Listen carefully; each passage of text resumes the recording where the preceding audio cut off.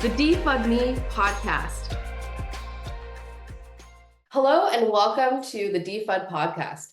In this episode, we are thrilled to have Aviv Mussinger, who is the CEO and co-founder of Kodem Security with us. Kodem is pioneering a new approach to cloud-native application security, which is focused on making it easier for developers to secure their applications without having to sacrifice speed or their agility. Aviv brings a wealth of experience, having led the security research and development of the NSO Group. With his deep expertise in cloud and application security, we're excited to dive into his journey today and also get his insights into the evolving threat landscape. So Aviv, welcome. Thank you. Thank you for having me here. Of course. Well, we've been hearing so much about evolving AppSec or enterprise AppSec. Can you maybe start from the beginning, right? Tell us what inspired you to build Kodem and what experiences maybe from your past, whether it's the NSO Group or others, helped you land on what is the right MVP feature set for Kodem? So we started, I think that the Kodem story starts almost 10 years ago when Idan, Pavel, my two other co-founders, and myself found ourselves in the mission to build a new line of product for the NSO Group and exploring what enterprise security looks like, how does application security looks like, what are the things that just doesn't work well. And if they don't work well, what vulnerabilities can be exploited along the way. And this is what we've done. We started to learn how mobile devices work, how the operating system works, really try to understand everything from the bare metal, the CPU, to the top layer of the application. And what we've seen and what we evidenced is that there is a lot of mess when it comes to application security. The amount of open sources that people think that they use, the amount of vulnerabilities in proprietary code, third parties that you integrate, right? Like the problem of the growing S-bomb that you have. And eventually, when companies are looking for the right way to solve security risks, they usually go, let's fix all the critical vulnerabilities and the high severities. But the way that attacks take place are not by exploiting one vulnerability. It goes by chaining vulnerabilities. And those vulnerabilities might be medium severity, low severity, and then there's just like an open door for any attacker. So we left NSO with a vision and the idea how we can really solve that and how we can help not just enterprises, but any organization to do a proper application security without silos, without friction, and streamline the application security workflow. Well, you mentioned something really important, which is open source. I mean, today there's such an overabundance of various packages, libraries, and with all of these enterprises now running their applications on multiple clouds, right? There's also this element of cloud native security that's being inserted into the sector, right, overall of application security. So maybe can we dive into some of the specifics of how Kodem works across different cloud environments, especially you mentioned, right, inserting seamlessly into their workflow, like without disrupting existing developer workflows or CI/CD pipelines? So the idea and part of the things that we learned from previous attempts to solve this problem, right? It's not like the first time that we hear about the problem that AppSec is very noisy. We had to learn from previous mistakes that other companies, other like tools made in the past, and how we can use the benefits of newer technology that came, and cloud native applications is part of that. And we try to see how we can create a process, an implementation, integration process that is really seamless, that maybe there's one line of command that can be done, or even without that, and just provide the visibility that we wanted to provide, to be able and create context, to connect to the application itself, to a running environment, how we can support everything, right? Like Kodem relies on eBPF, right? And many companies today rely on eBPF, but eBPF has its boundaries as well. eBPF cannot run on serverless. eBPF cannot run on specific older versions of Linux machines.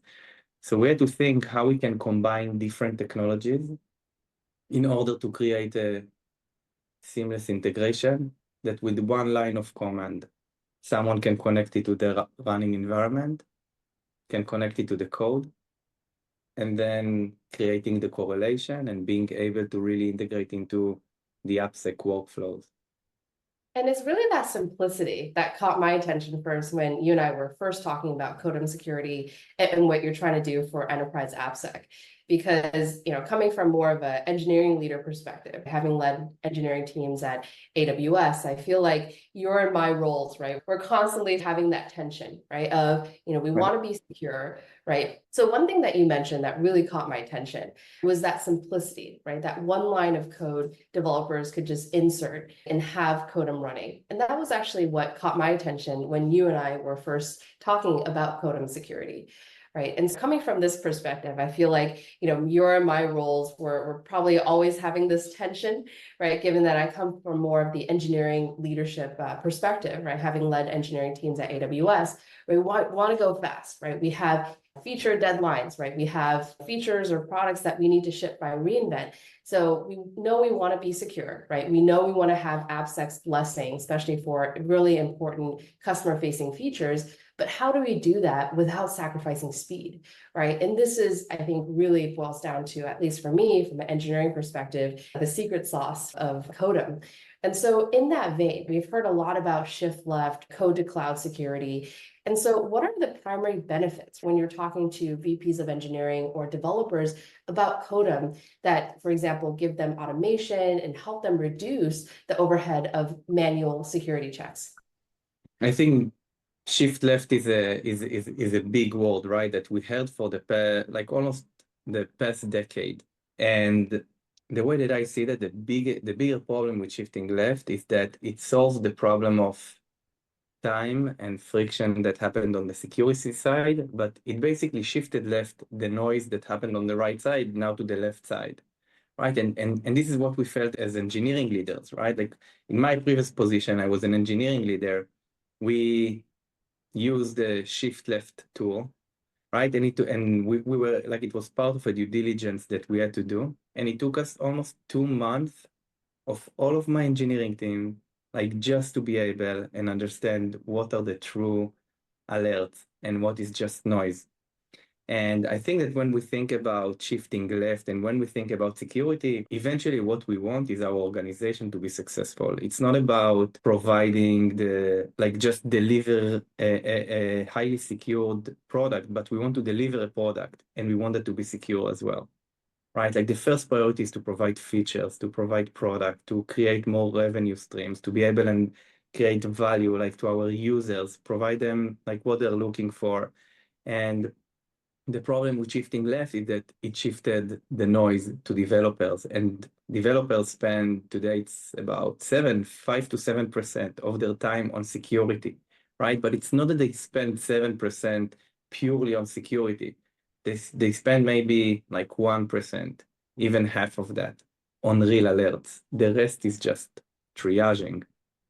So when we think about shifting left and when we thought about it in Kodem, we said, okay, like shifting left is a good paradigm. It's a good motivation, but we need to shift left the feasibility to solve those problems. We can't shift left noise.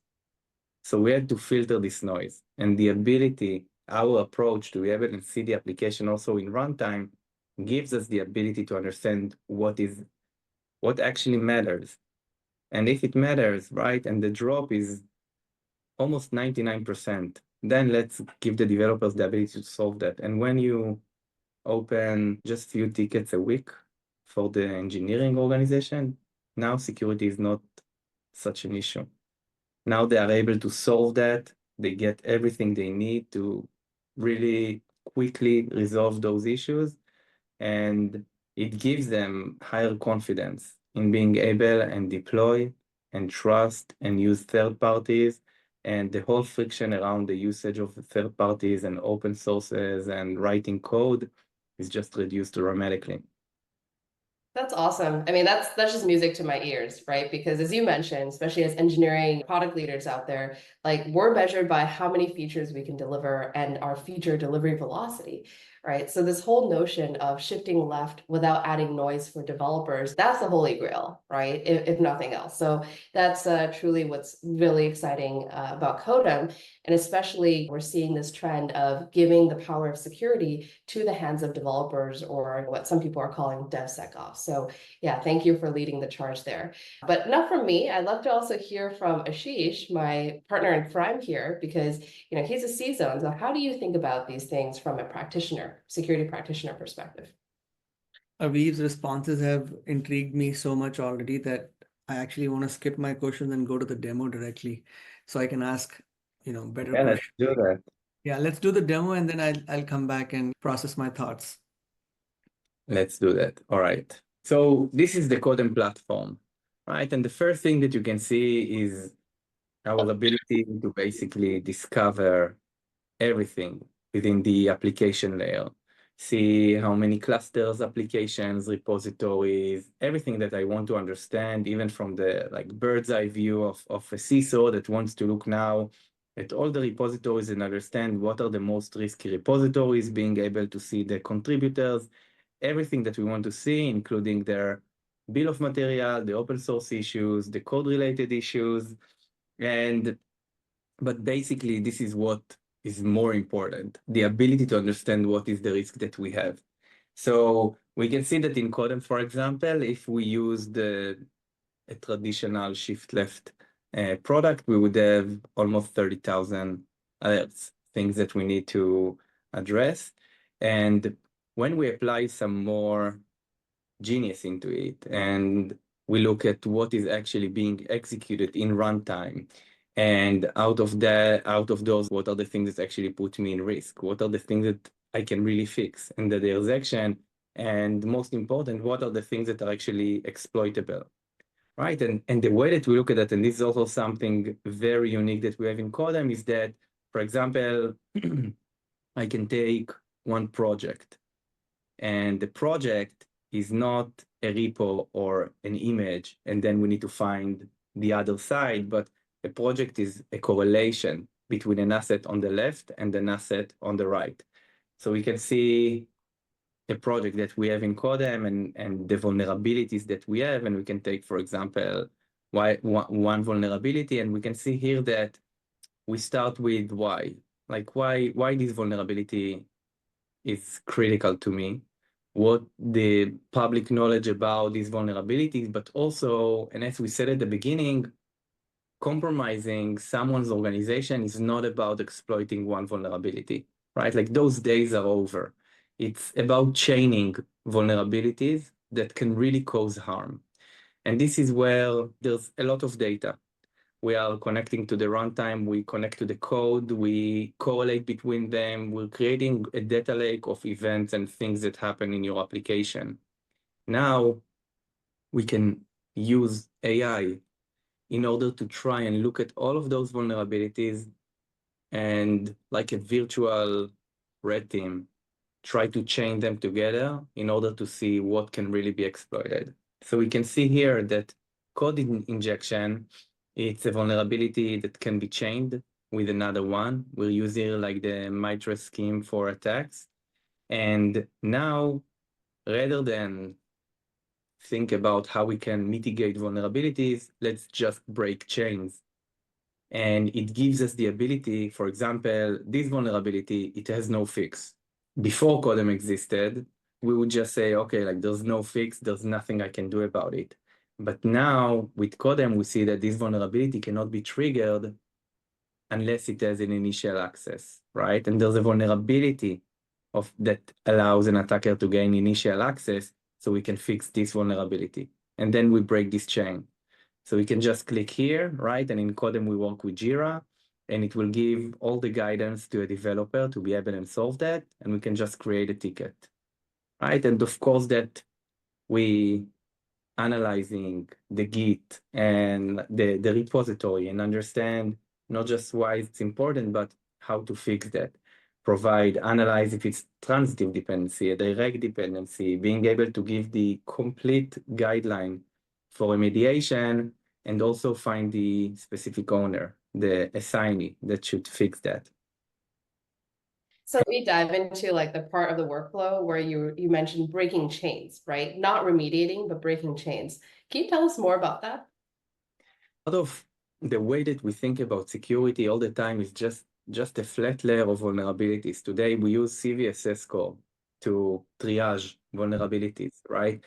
We can triage, for example, what we hear from our customers and from prospects and security leaders that we speak with, that they say, I have SLA for criticals of, let's say, 1 week, 2 weeks, then for high severity of 1 month or 2 months, and the rest, it's part of the backlog. But the problem is that attackers know that as well, right? Like we knew that in our previous positions. And what we've done in order to create chains that no one is able to even find is either use the low severity ones, but try to chain them together, or use vulnerabilities that no one knows about, 0 days. And here what we do in Kodem is that you may not need to fix a critical vulnerability, but you should fix a medium severity that is maybe even easier to fix, but it's part of so many attack chains that you have. And fixing this vulnerability breaks those chains. And this is the change in the paradigm that we're trying to bring to application security. This is the ability to really analyze risk.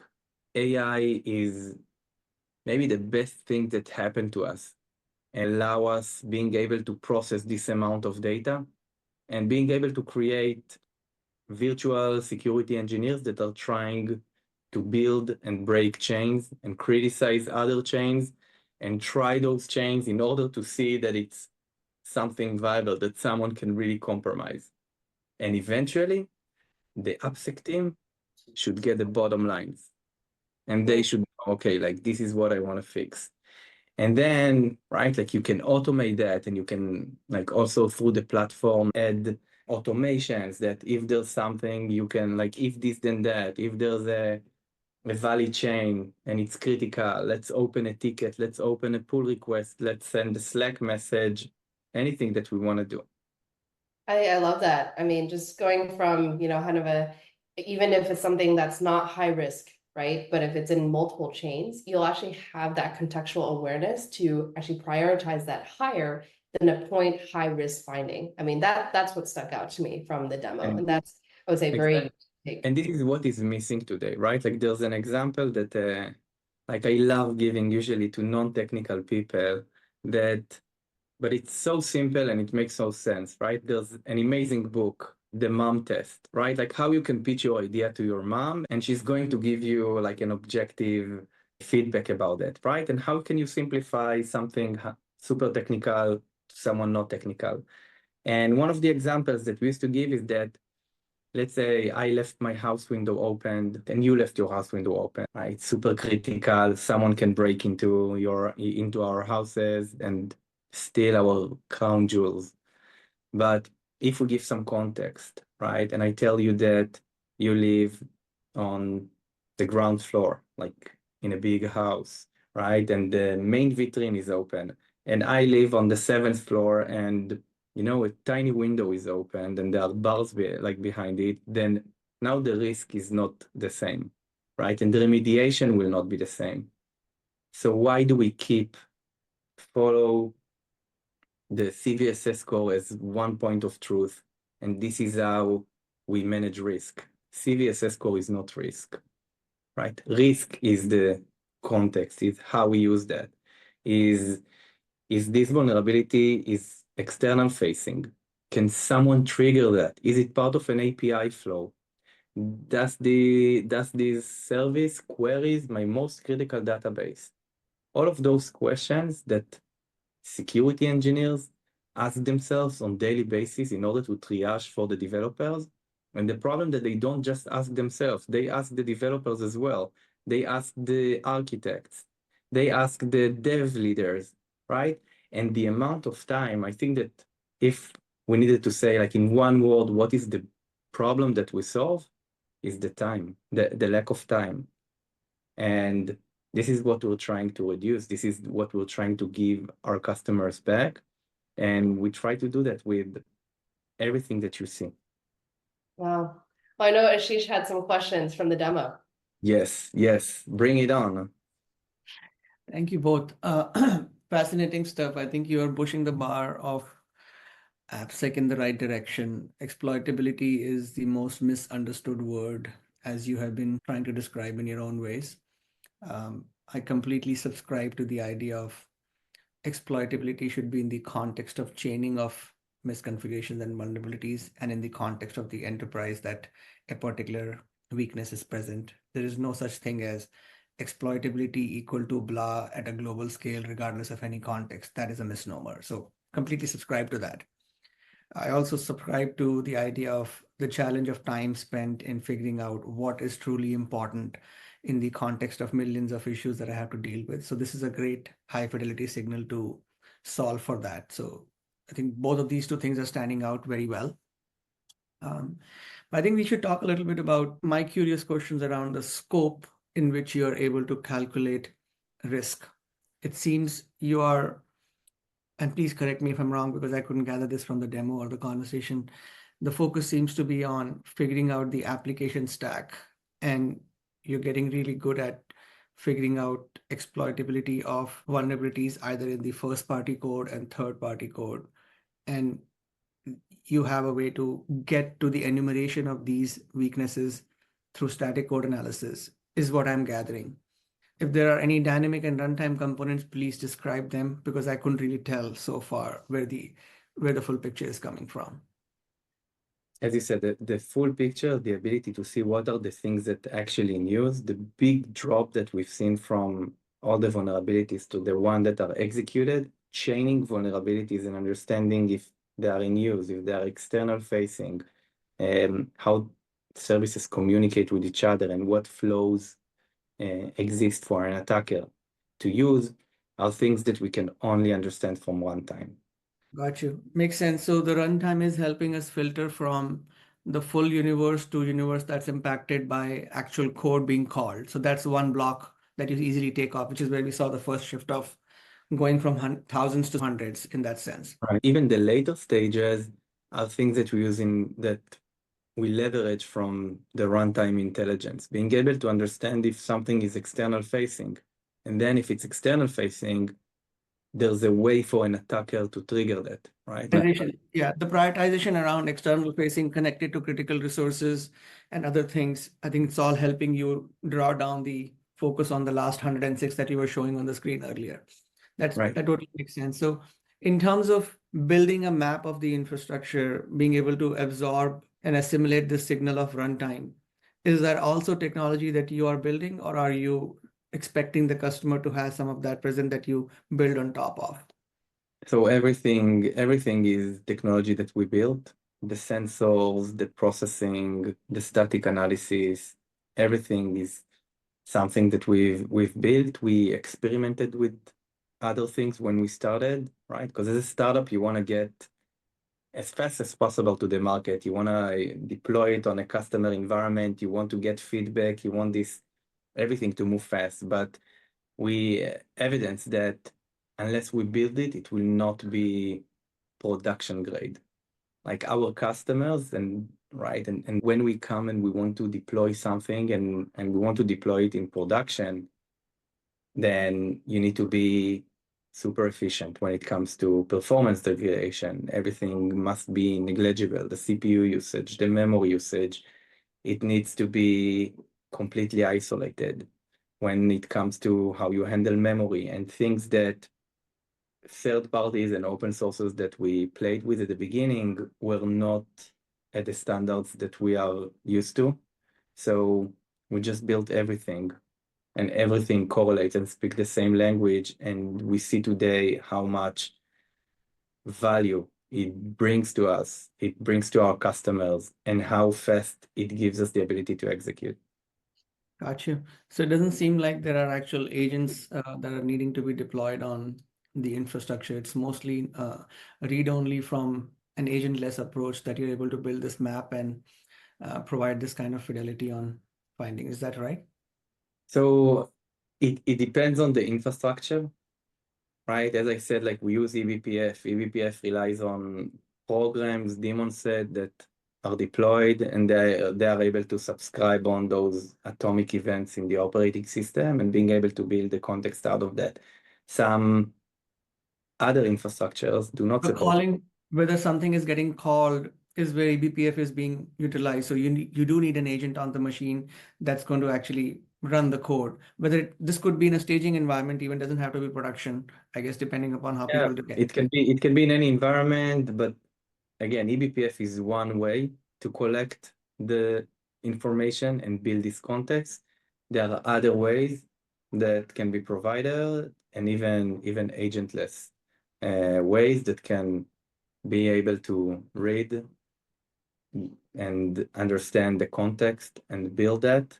And again, what we learned from, you know, like paving our way in the application security is that it's super fragmented. Every company does something different, and the approach to runtime gives you the ability to detach yourself from this fragmentation, but also there are so many things that you can do in order to support the customer's needs and milestones. And sometimes deploying a daemon set might be what they need. Sometimes you can choose another thing. So we really allow our customers to customize the way they want to integrate, what they want to integrate to, and how they want to consume this data. Yeah, that's totally fair. I think there is a reason why network appliances became a hit several years ago, because it was touch me not, I get some value. But I think the world has realized that the farther you are from the source of truth, the harder it is for the appliance to do something of value.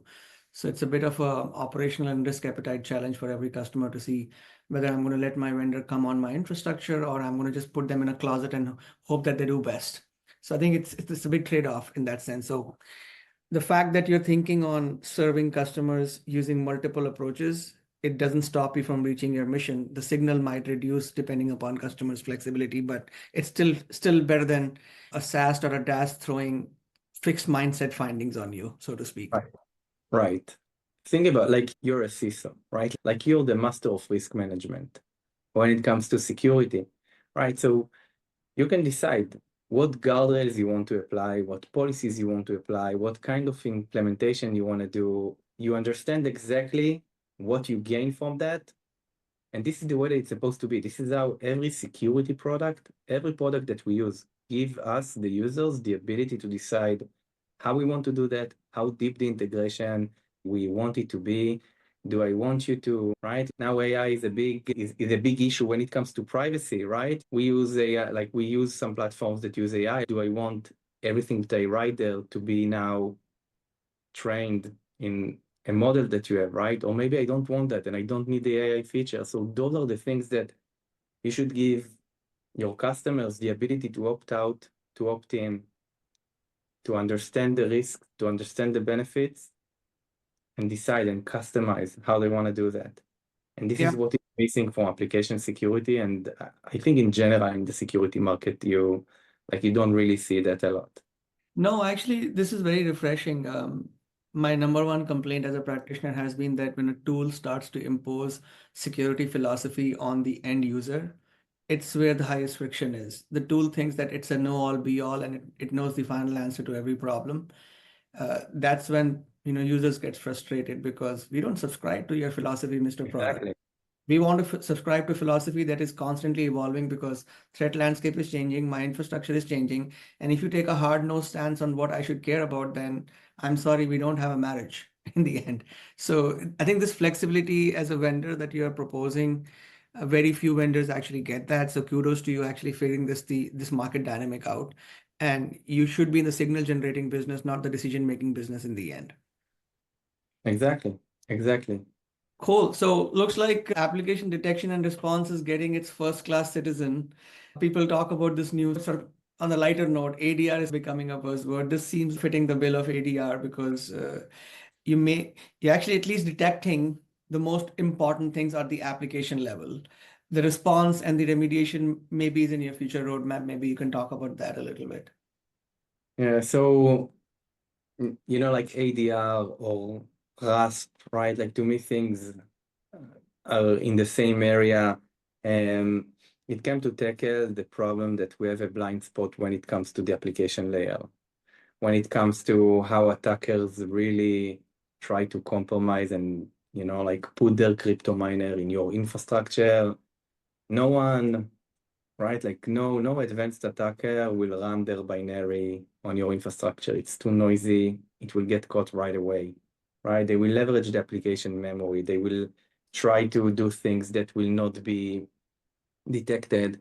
And this is where the RASP, right? And now the ADR came and tried to solve a really painful problem. I think that there are also great challenges with this, because when you go inside the application, right, one of the reasons that RASP, right, in my perspective, like didn't take off is the need for developers to code instrument their application, the performance degradation that they felt, and the last thing is the coverage that you had, because you can instrument only the things that you can instrument, right? You can't instrument a third party that you deploy. You can instrument the OS dependencies. And these are part of the challenges that the ADR, like tools family, is trying to solve. Those are the constraints that they will need, that we all need to be able and handle.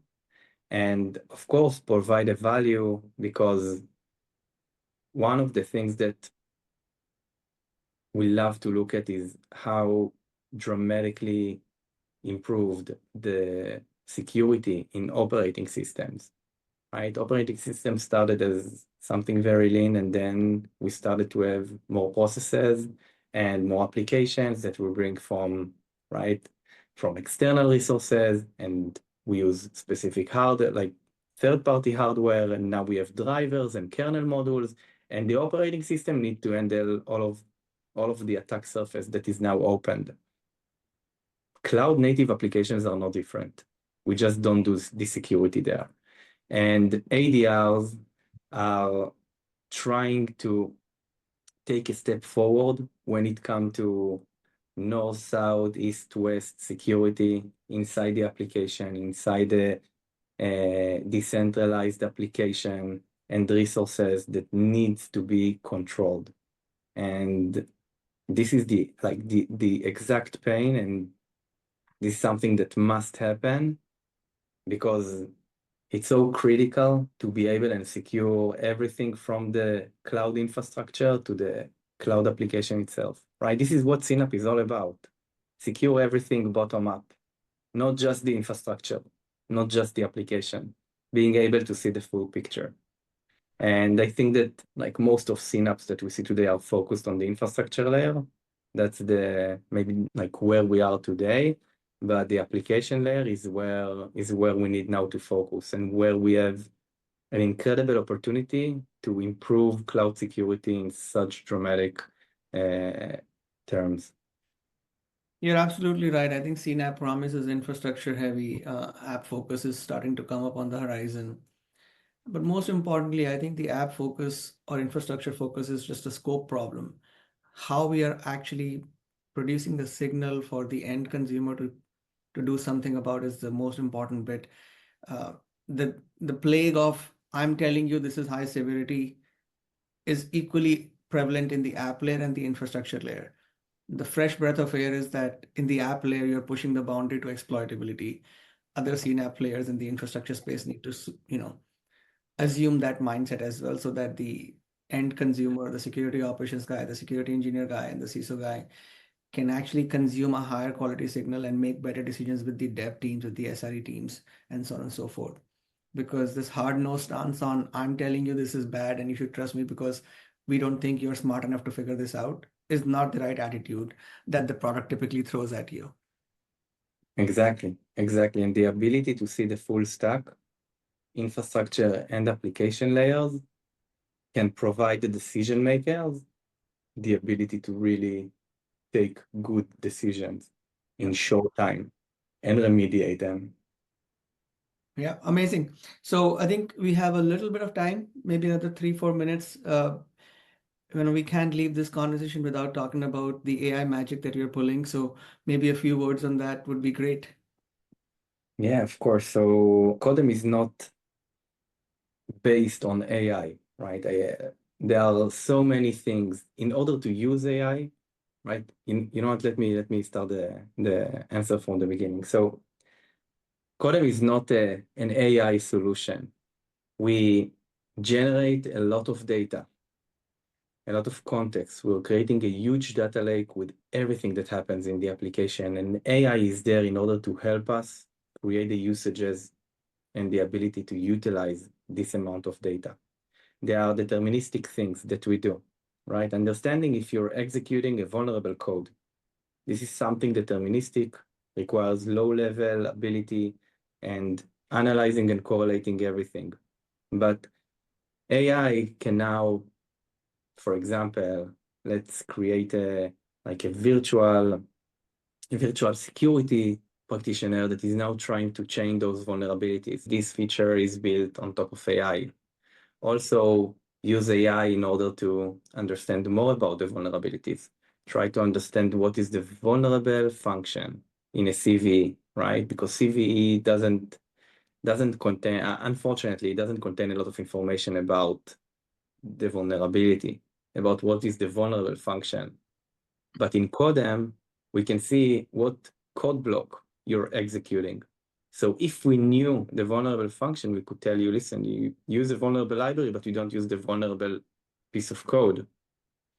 So now AI helps us enrich this data and analyze so many resources from the code itself and the change that we see, like in the repo, that now a vulnerability was fixed, to things that we can read in public resources and more that provide us the ability eventually to analyze and create our own vulnerability database that is so powerful because it's so rich with knowledge and information that we can now correlate it with our analysis and provide the bottom lines when it comes to risk.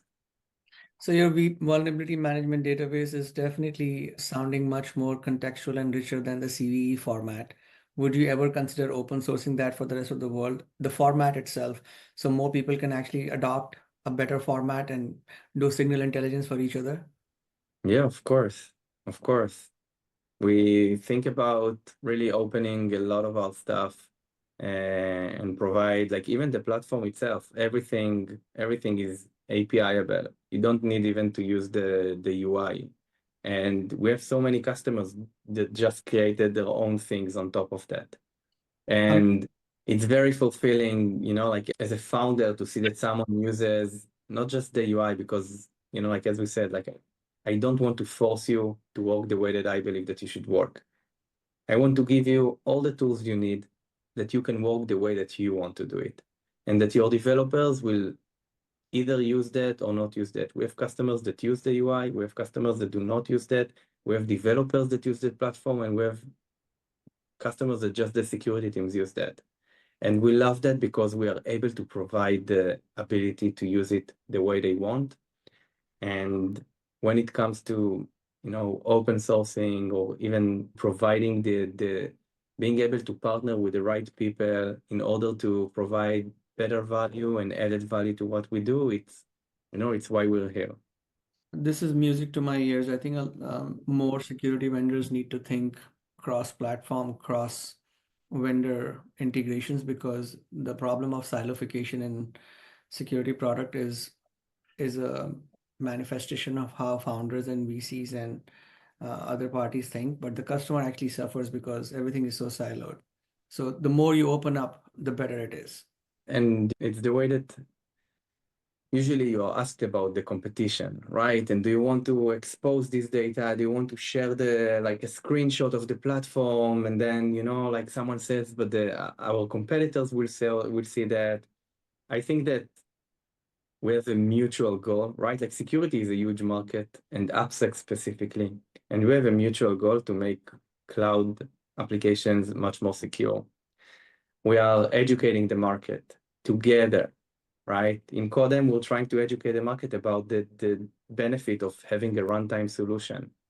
And if we don't share knowledge, if we don't work together, we will just everyone lose eventually, or it will take more time.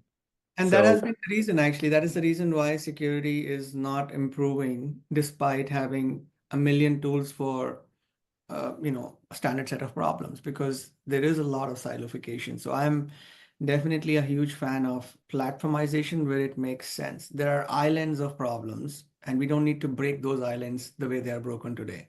There's definitely a difference between a network security appliance and an identity solution. Don't get me wrong. But there are synergies between a SAST and a DAST and a RASP. Why is it all alone? Why is it not one island? Exactly. You So know, there's why similar- beating competitors when if you play well with them, Yeah. you can become much, much better and have It's more good for value. the end user. And consumer actually doesn't suffer there, because I, as a practitioner, I barely have people to do their full-time job. Now I have an integration job on top of my full-time job. An integration job requires developers. Where's the money going to come from for that, right? So and on top of that, if you close your APIs, then something is really off. If you're going to force me to your UI because you think you're going to become the single pane of glass, I think in the fast world of cloud and data intensive applications, that reality is out of the window. There is no such thing as single pane of glass in that sense that a single vendor can control. I love that, really. Yeah, wow, you guys are really vibing. All right, I think we are about time, but pleasure talking to you, Aviv. I think you come from a position of honesty and strength, which I really love. I'm looking forward to the success of Kodem. Amazing. Yeah, Thank you so much for inviting me. of course. Thanks so much for coming on.